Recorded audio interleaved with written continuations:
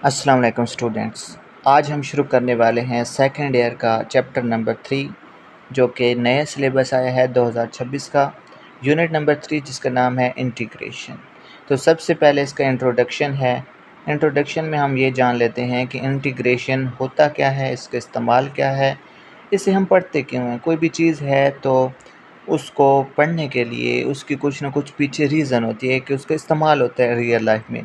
तो इस वजह से हम आज सीखेंगे कि इंटीग्रेशन होती क्या है, इसको हम क्यों पढ़ते हैं और इसका हमारी ज़िंदगी में क्या अमल दखल है। What is integration? Integration is the branch of calculus used to find the whole from many small parts. बेटा इंटीग्रेशन का मतलब ये होता है कि अगर आपके पास कोई भी छोटी छोटी चीज़ें हैं, जब आप उनको जमा करते हैं तो आपके पास एक मुकम्मल चीज़ आ जाती है, होल आ जाती है। इसको हम इंटीग्रेशन कहते हैं। इंटीग्रेशन मीन सम अप, कि हम वैल्यूज़ को जब सम कर देते हैं तो इसको बोलते हैं integration. It is the reverse process of differentiation and help you calculate quantities such as area, distance, volume and accumulated change.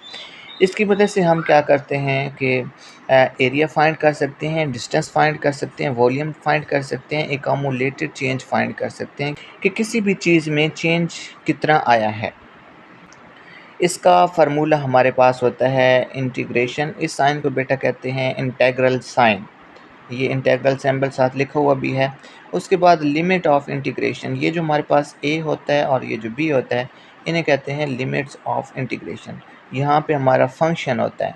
Function से मुराद यहाँ पे एक्स स्क्वायर भी हो सकता है, साइन एक्स भी हो सकता है, कॉस एक्स भी हो सकता है। और ये बराबर होता है final point minus initial point. F of B जो है हमारा फाइनल पॉइंट है और एफ ऑफ ए हमारा इनिशियल पॉइंट है। तो जब भी हमें चेंज निकालना हो, जो कि हमने ऊपर पढ़ा है कम्युलेटेड चेंज, तो क्या करते हैं, फाइनल माइनस इनिशियल करते हैं।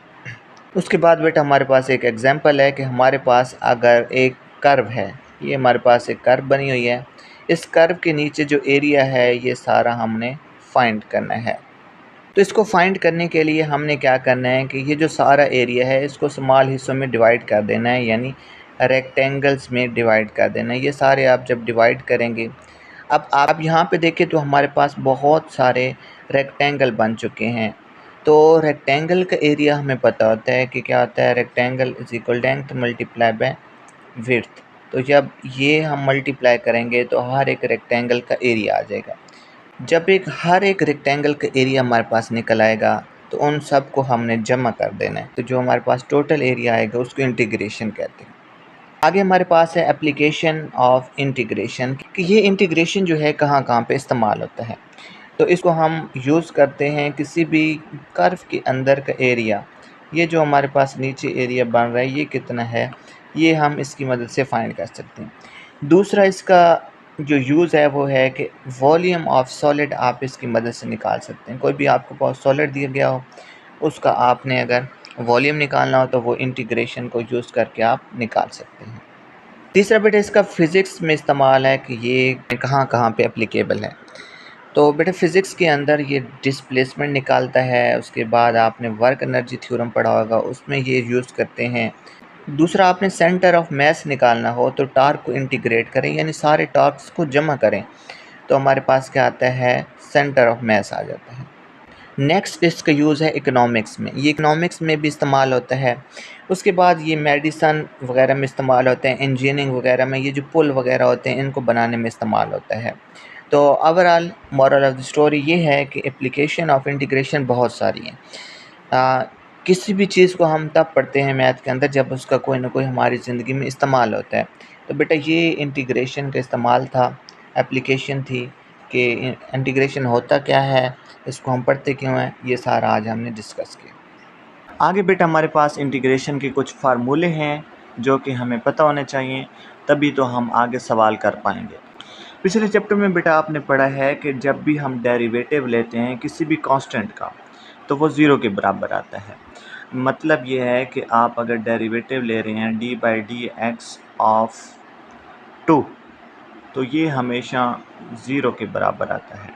इसी तरह 2 क्या 3 हमारे पास हो जाए, 4 हो जाए, 5 हो जाए, इवन के यहाँ पे 1000 हो जाए, 1000 हो जाए, 1 मिलियन, ट्रिलियन, बिलियन, जो भी नंबर होगा उसका जब डेरिवेटिव होता है तो वो ज़ीरो होता है। तो क्योंकि बेटा हमने पढ़ा है कि डेरिवेटिव जो होता है वो रिवर्स प्रोसेस होता है इंटीग्रेशन का।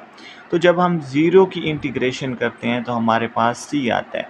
अब यहाँ पे सी कितना है हमें नहीं पता, चाहे वो 5 हो, चाहे 10 हो, चाहे 20 हो, चाहे कुछ भी हो, मिलियन, ट्रिलियन, व्हाटएवर जो भी है वो हमें नहीं पता, लेकिन यहाँ पे हमने सी लगाना होता है। सी स्टैंड फॉर कांस्टेंट।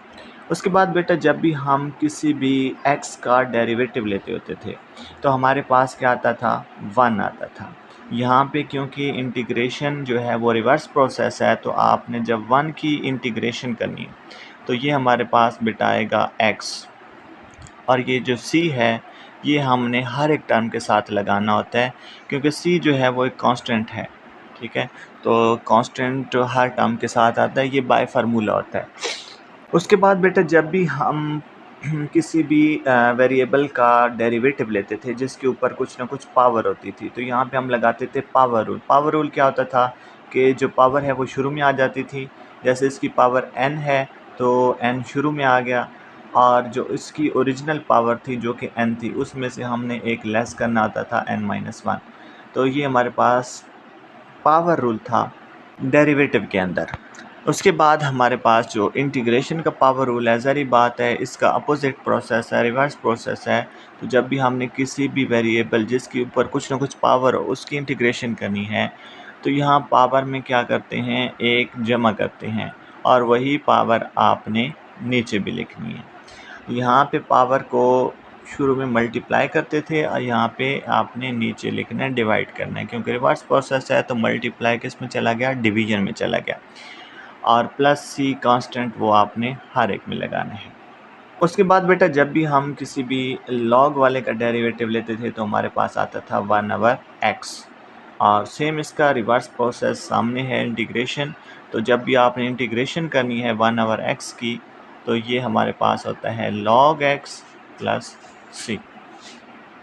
जी बेटा, उसके बाद हमारे पास है derivative of e power x। तो e पावर x एक ऐसा फंक्शन है जिसका जब डेरिवेटिव लेते हैं तो वही आता है, और जब इसकी इंटीग्रेशन भी करते हैं तो फिर भी ये वही चीज़ आता है, e पावर x आता है।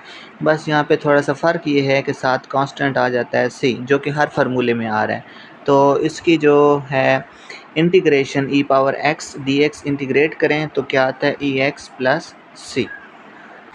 इसके बाद बेटा नीचे और भी फार्मूले हैं जो कि आप अपनी बुक से देख सकते हैं, तो हम इतने ज़्यादा फार्मूले डिस्कस नहीं करते।